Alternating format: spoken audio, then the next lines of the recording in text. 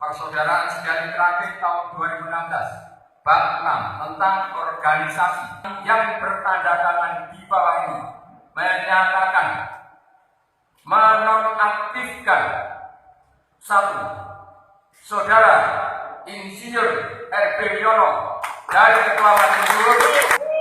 2. Saudara Cahyo Wilis Kirnyanto SH MH MR dari Sekretaris Majelis Persaudaraan Sejarah Kreatif. Yang ketiga, Saudara Dr. Insinyur Muhammad Taufik menyatakan Saudara Muldoko ditetapkan sebagai Ketua Umum.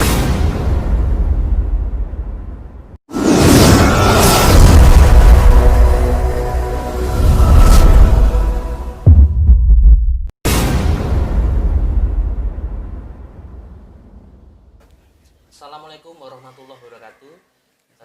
Kadang warga PSHT dimanapun berada, jumpa lagi tentunya masih bersama saya Ageng dari channel Humas PSHT Official. Nah, kali ini sudah hadir bersama kami Kang Mas kita, yaitu Kang Mas Lanjar. Beliau adalah Ketua Yayasan PSHT dan juga Wakil Ketua Dewan Harkat Martabatnya PSHT. Nanti kita akan bincang-bincang dengan beliau terkait sekarang tanggal 21 nih. Kita akan mereview semua kejadian dan juga akan memberikan informasi seputaran kejadian selama 1 tahun ini. Kita langsung kenalan saja ya. Assalamualaikum Mas Lanjar. Waalaikumsalam warahmatullahi wabarakatuh. Sugeng sonten. Amin, pangestunipun. Terima kasih Mas sebelumnya sudah berkenan hadir nih dalam podcast kita. Supaya saudara-saudara kadang-kadang tetap semangat Mas. Warga alhamdulillah. Di tengah pandemi ini. Kita pengen bincang-bincang, kita pengen tanya-tanya. Ya harapan kami supaya ini menjadi sebuah informasi dan juga menjadi sebuah sumber motivasi pada kadang-kadang kita demi mengembangkan dan mencintai PSHT ini Mas. Amin. Mas ngomong-ngomong langsung saja nih Mas. Monggo. Kita mau tanya Mas, ini kan tanggal 21 September 2020. Dulu kan sempat populer Mas. Nah, dulu ada rentetan, ada parapatan luhur P16 tahun 2016 itu dibentuk sebuah kesepakatan hingga terpilih oleh Ketua Umum. Tapi pada tanggal 21 September 2017 salah ada istilah yang populer di kalangan warga-warga dan dulur-dulur di luar sana itu G21 September ya Mas.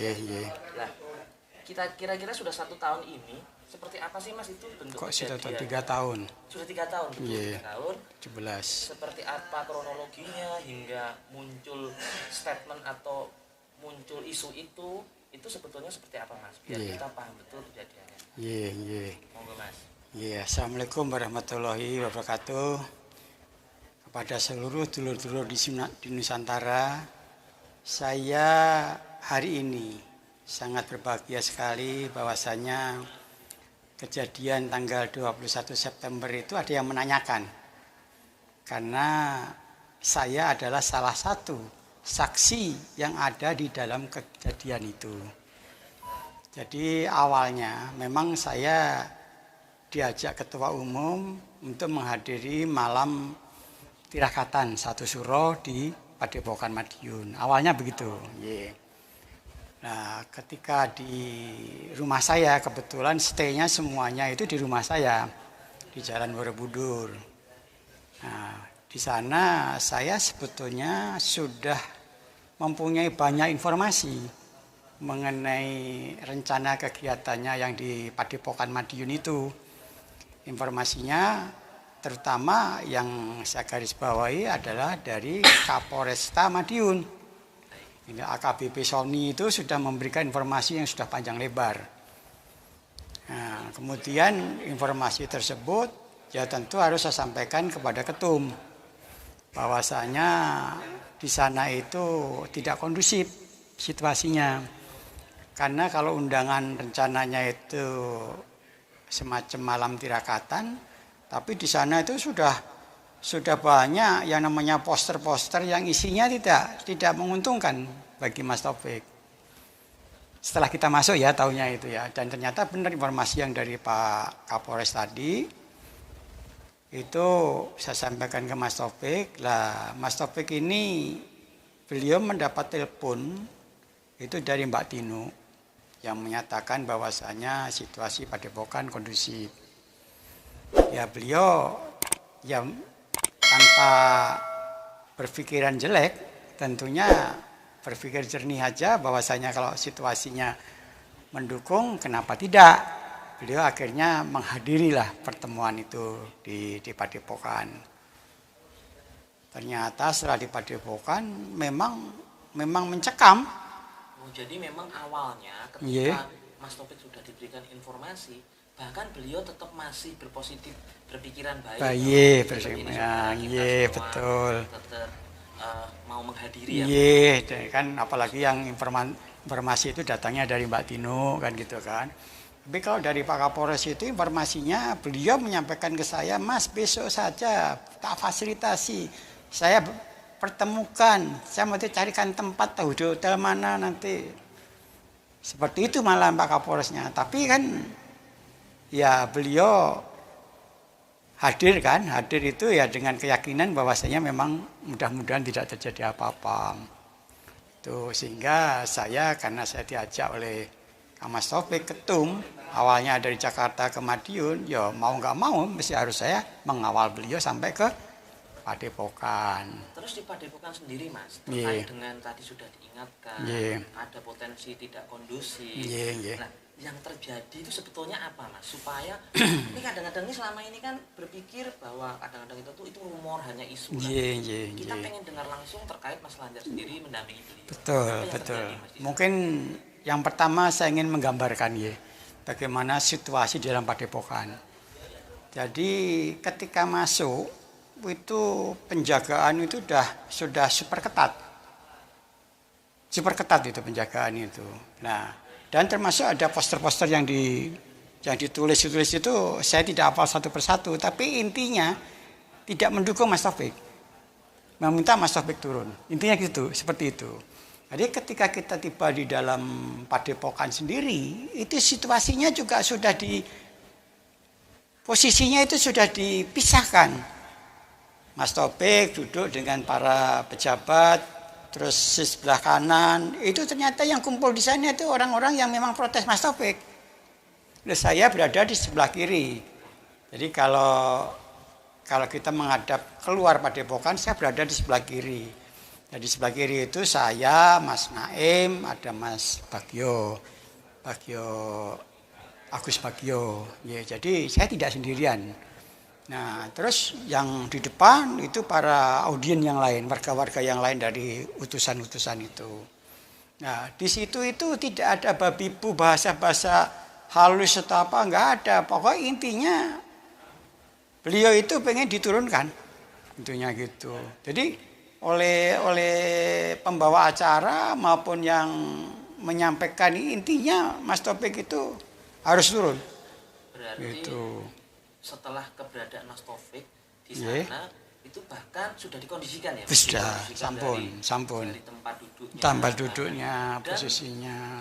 Dan tanpa tadi seperti Mas Lanjar sampaikan, tanpa banyak musyawarah mungkin diskusi yang intens, tahu-tahu sudah memposisikan atau menuntut untuk Mas Taufik turun, Mas Taufik, Mas Wiono. Bukankah itu sudah menyalahi aturan secara organisasi, Mas? Nggih, leres, Mas. Yang selama ini kita ketahui bersama ya dulur-dulur bahwa setiap pengambilan keputusan dalam organisasi harus melalui rapatan luhur.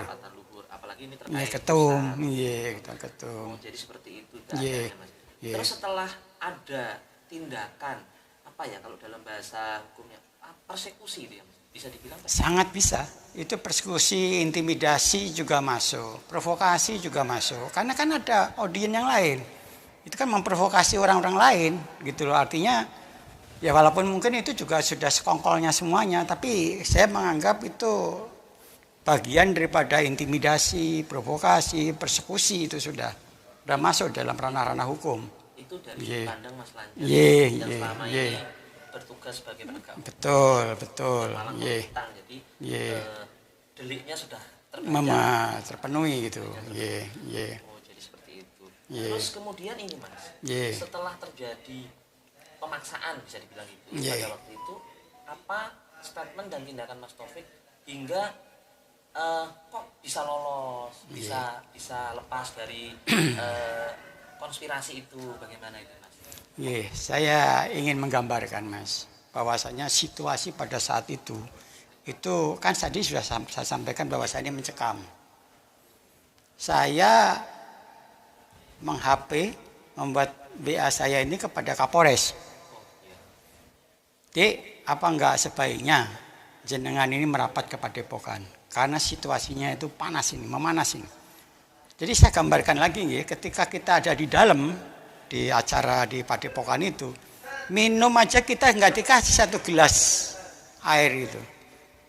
Pintu-pintu ditutup, dikasih kursi diduduki oleh pamter. Kita mau ibaratnya mau ke kamar kecil saja, nggak bisa. Jadi kayak kita ini sudah situasinya sudah dibikin sedemikian rupa sehingga bagi saya katakan tadi di awal itu mencekam bagi saya. Sehingga saya memutuskan karena eskalasinya ini semakin panas, karena Mas Taufik dipaksakan dan sebagainya, saya khawatir ini nanti kalau ada perlawanan itu mesti geger. Nah, saya undang Kapolres. Kapolres itu setelah kita pulang baru kita tahu bahwasanya Kapolres sudah berada di depan bersama dengan Dirintel, Dirsamapta, pakai motor trail, Brimob itu sudah di depan, sudah siap. Tapi karena Mas Taufik itu tenang, dan bahkan ketika Mas Taufik di break kan, menyiapkan putusan untuk menurunkan Mas Taufik itu kan Mas Taufik akhirnya merapat ke saya lagi. Saya tanya, Mas, jenengan nanti kalau diturunkan langkah jenengan apa Mas? Itu yang saya membuat tenang Mas. Jawabannya apa? Mas Lanjar, saya dulu jadi ketum aja nggak pakai tanda tangan kok. Apalagi sekarang sudah dipaksa suruh tanda tangan, ya saya nggak mau. Itu yang membuat saya tenang. Mas Taufik artinya dalam kondisi tenang. Sehingga saya tidak perlu memberitahukan kepada polisi yang ada di depan untuk segera masuk ke Padepokan. Kalau situasinya gawat pada waktu itu, ya saya pasti akan mengundang aparat. Aparat itu sudah ada di depan ternyata.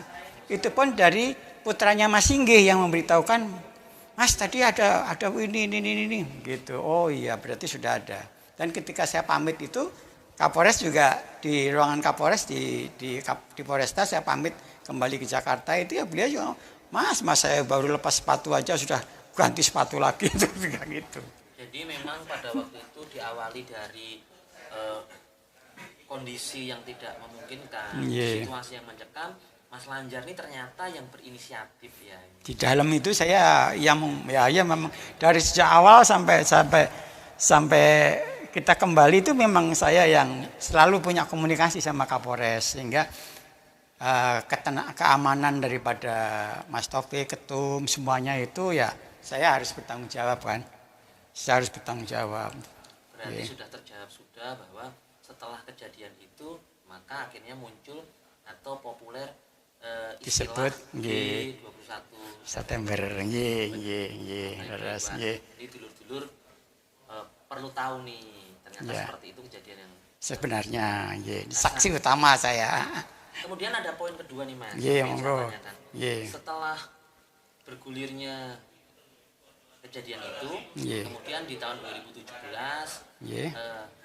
ada yang mendeklarasikan sebagai ketua umum. Kemudian buntut dari itu semua sampai hari ini kan kita akhirnya punya dualisme Mas. Kita kasihan kadang-kadang kita yang di bawah ini bahwa kita ini sebenarnya bersaudara. Kita tidak tahu menahu dengan baik politik maupun intrik di dalam maupun di atas ya Mas. Jadi pada prinsipnya itu kan tetap memberi efek kami di lapangan. Betul. Sebagai pelaku pesilat, ada pelatih prestasi, ada pelatih festival, ada pelatih rayon, ranting dan sebagainya terkena imbas karena dualisme ini menjadi tersekat-sekat. Kemudian timbul isu yang terbaru bahkan sampai terjadi mungkin kerusuhan, perkelahian sesama kadang warga, kemudian persekusi di tempat latihan, pembubaran tempat latihan yang notabene sama-sama beralma mater PSHT. Nah, apakah ini juga bentuk dari tindakan-tindakan atau diindikasikan provokasi-provokasi oknum, Mas. Menanggapi ini, ada tidak hubungannya dengan kejadian pada waktu itu? Kalau menurut pendapat saya pribadi, Mas, memang ini by design. Jadi provokasi, intimidasi yang dilakukan oleh kelompok yang di sana, yang saya katakan tadi melakukan kudeta itu, memang ini sudah by design. Kalau saya katakan, kenapa saya katakan seperti by design? Kalau jenengan cermat, ada putusan pengadilan perdata nomor 24 Madiun, di situ ada kesaksian di pengadilan, bunyinya itu ada kesaksian nama X, ngomongnya seperti apa ada. Jadi ini saya katakan bahwasanya yang namanya provokasi, intimidasi itu sudah memang menjadi bagian daripada mereka untuk melakukan itu Mas. Memang benar, saya sudah baca sendiri kok, gitu. Jadi sudah memang ada bukti ya? Ada saksi. Ya, saksi di pengadilan. Iya, saksi di pengadilan itu dari putusan perdata nomor 24 itu udah jelas di situ, Mas. Kalau saya ngarang-ngarang itu nanti dikiranya salah ya. Nanti apalagi dipintir-pintir. Jadi kalau saya baca nomor 24 itu mau nggak mau, suka nggak suka, silakan aja baca sendiri. Gitu. Nah, kadang-kadang yang dimanapun berada, pada dasarnya tadi sudah dengar sendiri seperti apa statement beliau terkait selama ini yang terjadi dan seperti apa rentetan kenapa kok kita ini sekarang kalau orang berumah tangga itu ibaratnya lagi ngambek-ngambekan gitu ya. Nah, terus ada pertanyaan ketiga nih, Mas. Iya, monggo. Harapan saya sih poin kedua tadi kadang-kadang bisa menyimpulkan sendiri. Jadi saya tidak akan berani bersaksi. Saya sebagai teman-teman ingat, saya sebagai humas hanya bertanggung jawab untuk meminta informasi dan kebenaran. Jadi saya tidak akan ikutan statement nih. Yang ketiga adalah kerusuhan, Mas. Belakang ini kan kita tuh kan sempat adem ayem, kita bersaudara dengan saudara kita sebelah, pamannya dengan Minowo. Kita selama ini sudah akhirnya bersahabat baik, tidak pernah terjadi kerusuhan lama. Dengan SKX pun notabene kita dulu harmonis juga dengan Kadang Pagar Nusa dan mungkin yang lain, perguruan-perguruan yang lain. Tapi belakangan ini kok marak sekali kejadian-kejadian yang tidak jelas apa permasalahannya, tapi intinya terekspos rusuh saja. Nah, apakah itu ada kaitannya dengan provokasi? Ada erat kaitannya dengan rangkaian adu domba? Hal ini seperti apa, Mas? Terkait dengan Pak Ganjar sebagai Dewan Harkat Martabat menanggapi ini? Jadi saya sebetulnya sulit untuk menjawab karena itu pasti ada yang kita sebut bahwasanya itu kan indikator kan mulanya kan dari situ ya, Mas. Indikasi mulanya dari situ. Kalau menurut saya, sinyalemen saya mudah-mudahan salah. Ya mudah-mudahan salah. Bahwasanya memang masyarakat umumnya itu sekarang udah tahu di mana sih posisinya Madiun itu, PSHT kelompok 17 Madiun ini. Nah, jadi kalau mereka berulah, ya tentu yang menanggapi menjadi common enemy kan. Kalau dia berulah, wah udah tahu kok, wah yang dia yang nggak sah kok. Tapi kok melakukan hal seperti itu, jadi menjadi musuh bersama jadinya, gitu loh, menjadi musuh bersama. Tapi kita P16 jelas tidak akan terpancing untuk itu, tidak akan terpancing untuk meladeni kerusuhan-kerusuhan itu karena kita yang rugi. Tapi mereka sudah tahu siapa sih sebetulnya yang menjadi yang menjadi sparring mereka sekarang ini kan, yang tidak dianggap semua orang tahu bagaimana keputusan MA, Mahkamah Agung ini tahu. Jadi ini toh sumber masalah yang ada bikin rusuhnya itu. Jadi jangan salah, mereka juga mempelajari, bukan tidak. Jadi kalau saya katakan bisa dijadikan musuh bersama jadinya. Jadi ya siapa kita yang pokoknya kalau P16 yang jelas sudah ada statement daripada Ketua Umum tidak akan melakukan kegiatan-kegiatan bersifat fisik kepada siapapun. Itu sudah jelas, tegas itu sudah disampaikan. Karena kita yang sudah jelas ada keputusan MA, terus kita melakukan hal yang tidak kontraproduktif, kan rugi kita. Dia betul dulu. Ya, sebaiknya memang ikuti perintah daripada ketum, dan itu sudah dilakukan sebagai suatu keputusan bersama yang disampaikan oleh ketum supaya kita selamat tidak akan terjadi apa-apa. Gitu. Kalau kita yang melakukan, alangkah ruginya wong kita yang sudah resmi, yang sudah punya keputusan, kok melakukan hal-hal yang tidak diinginkan. Ya itu yang kita hindari. Berarti diharapkan kadang-kadang warga yang di akar rumput, baik di level ranting, cabang, rayon, sub dan lain sebagainya itu tetap arif ya Mas, tidak terpancing dalam event-event seperti itu. Memang ini yang diharapkan. Dan bahkan kalau ibaratnya itu perintahnya ketum kan, perintahnya ketum supaya kita tetap calling down, bersikap arif dan bijak, kita membantu aparat untuk melakukan tindakan-tindakan sesuai dengan aturan hukum yang berlaku. Jadi kita selalu berada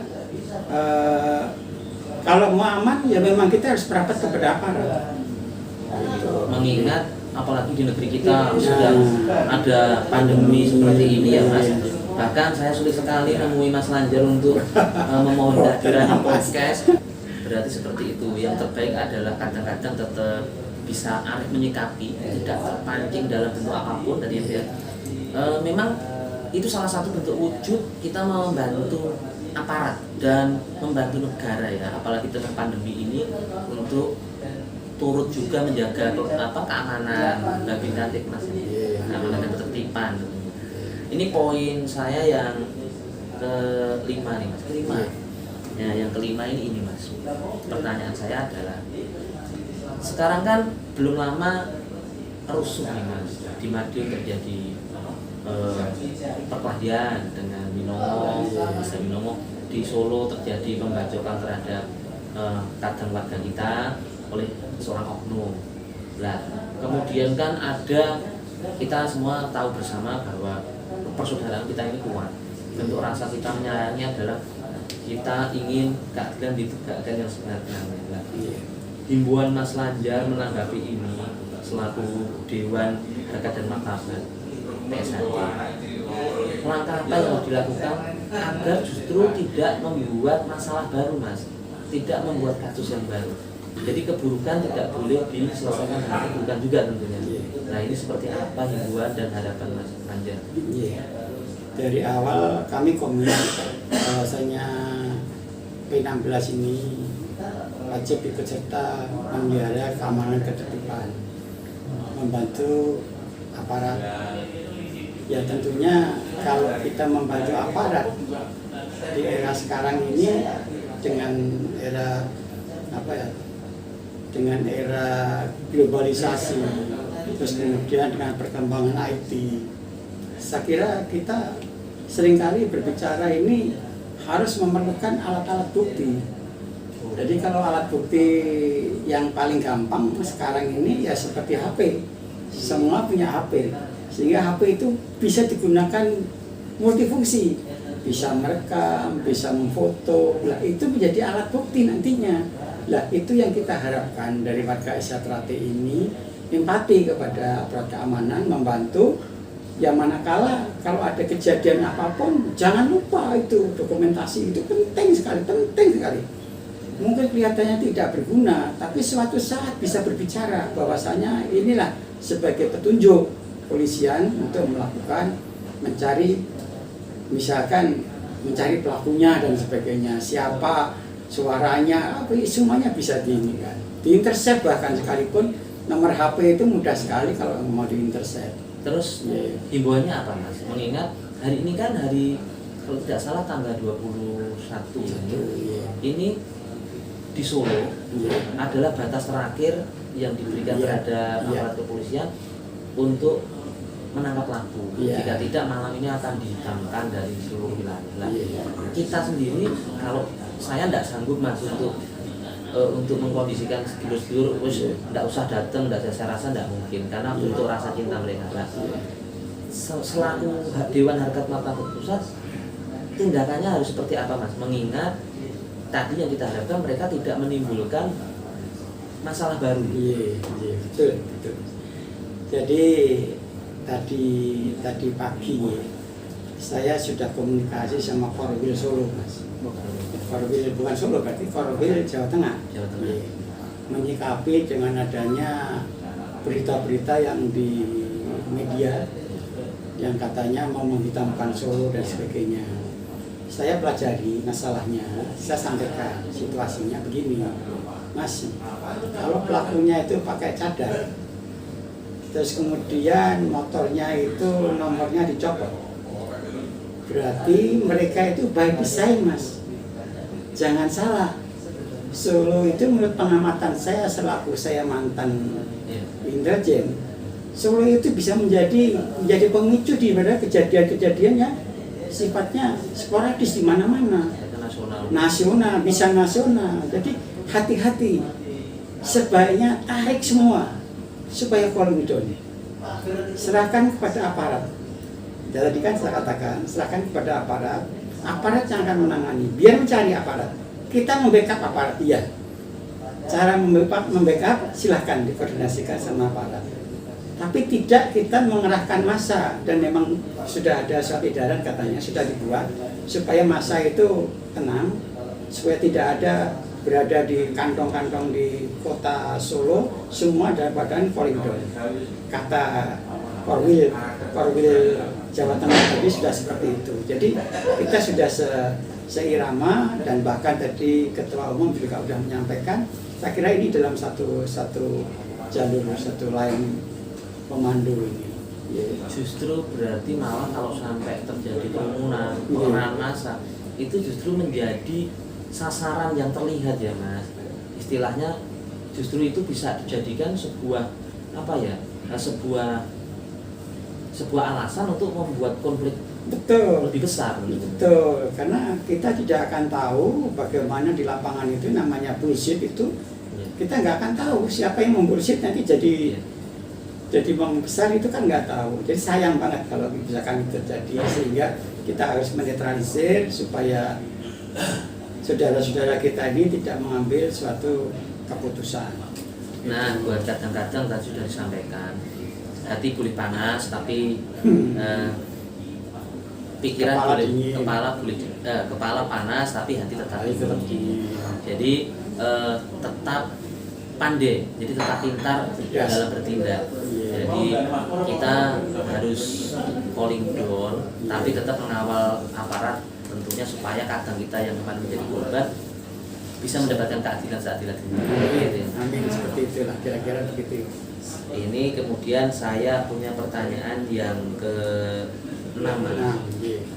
Pertanyaan ke-6 saya masih terkait dari rentetan G21 September ini. Ketika tadi sudah banyak sekali pertanyaan berikutnya. Berarti ini boleh tidak, Mas, saya menyimpulkan dari semua kejadian ini seakan-akan atau mungkin juga bagian dari rentetan hari itu. Inilah yang saya sulit untuk menjawab. sangat membetul ya. Apa itu? Kalau ada indikasi atau data-data, fakta-fakta yang mengarah ke sana, saya baru berani menyimpulkan. Tapi kalau kita sifatnya masih bersifat parsial, ada kejadian, ya mungkin aparat yang bisa menghubungkan. Ya, kalau saya mau menghubungkan, kapasitas saya kan bukan sebagai aparat, nanti saya takut salah mengambil suatu kesimpulan. Jadi memang ini karena bukan bagian saya untuk membuat suatu analisis mengenai benang merah dari semua kejadian itu. Ya monggo aparat, kita siap membantu aparat untuk merumuskan itu dengan indikator-indikator yang kira-kira bisa menjadi konklusi daripada kesimpulan daripada itu. Sekarang yang terakhir, Mas. Saya bertanya, biasanya pertanyaan saya ini teman-teman sudah hafal, tidak lebih dari 7, karena filosofi pitulungan itu. Nah, ini pertanyaan yang terakhir saya, Mas, adalah di masa pandemi ini, Mas, kita ini kan semua aktivitas berhenti, pekerjaan, kemudian kemudian yang usaha, artinya mengalami gradasi lah, degradasi, penurunan drastis. Bahkan di intensitas latihan pun di tempat-tempat latihan saat ini sudah ada himbauan untuk berhenti sementara. Nah, tentunya warga-warga PSHT ini akhirnya juga kehilangan aktivitasnya ya Mas, baik secara sosial, secara ekonomi. Nah, Sejahtera sendiri apakah akan menyiapkan program Mas ketika pandemi ini berlalu? Nah, nanti bagaimana kita akan memeriahkan lagi dunia olahraga kita, dunia persilatan kita, agar tetap nih dulur-dulur di kediaman mereka masing-masing, di wilayah masing-masing tetap semangat, tetap latihan. Nah, ini seperti apa? Saya kira itu sudah menjadi kebijakan daripada Pengurus Pusat PSHT. Ya. Jadi kalau kita mengurangi kegiatan fisik, iya. Tapi kalau meniadakan sama sekali, saya kira enggak. Karena memang itu yang sekarang ini nanti tanggal 27-28 itu bagian diklat kita juga akan berkumpul di Jogja atau di Solo katanya tadi barusan, yang untuk membicarakan ini akan bagaimana program latihan. Kalau sekarang itu mungkin latihan yang bersifat komunal mungkin tidak. Tapi kalau yang bersifat seperti kayak yang di televisi itu apa namanya? Oh, melalui digital ya? Ya, melalui digital itu dia melatih diri itu saya kira nggak ada masalah, nggak ada masalah. Jadi kalau saya malah lebih senang anggota Sejahtera ini kalau dalam rangka sekarang pandemi ini melakukan latihan virtual yang bisa dikontrol melalui Zoom. Ya, betul. Nah sekarang kan anak TK aja, anak SD aja sudah pakai Zoom. Ya sekarang suruh latihan aja di rumah kayak apa latihannya, jurusmu apa, latihan kayak apa lah. Itu mudah bagi ya yang penting sekarang kita harus bisa mengikuti kemajuan teknologi itu, kita belajar. Semua harus mempunyai kewajiban untuk belajar kita untuk melakukan sifatnya latihan-latihan secara mandiri atau virtual sehingga bisa dikontrol gitu Mas ininya. Gimana? Jadi nggak mandek. Ngomong-ngomong Mas Lanjar, terima kasih nih sudah menyempatkan waktunya berkenan hadir, kemudian memberikan pengetahuan ke kita, memberikan informasi-informasi yang sangat bermanfaat buat kadang-kadang. Nah, terima kasih. Nah, buat kadang-kadang di rumah, tadi kita sudah panjang lebar meminta informasi terkait dengan seperti apa permasalahan-permasalahan dan cara menyikapinya. Saya rasa saatnya saya memberikan kesimpulan. Kesimpulannya adalah dari semua masalah yang kita hadapi selama ini, baik itu dengan pihak luar, dengan pihak intern, dengan dualisme yang ada, kita dituntut untuk bisa arif dan bijaksana dalam menyikapinya. Itu yang pertama. Kesimpulan saya yang kedua adalah kita tetap dingin hati, nah, jadi tidak mudah terpancing. Yang ketiga berarti dari dua kesimpulan saya adalah kita mulai dituntut untuk cerdas dalam bersikap, berpikir, dan bertindak. Saya rasa itu podcast saya dengan Mas Lanjar hari ini. Sopo weruh ing pinuju sasat duwe pagersi. Wassalamualaikum warahmatullahi wabarakatuh. Waalaikumsalam warahmatullahi wabarakatuh.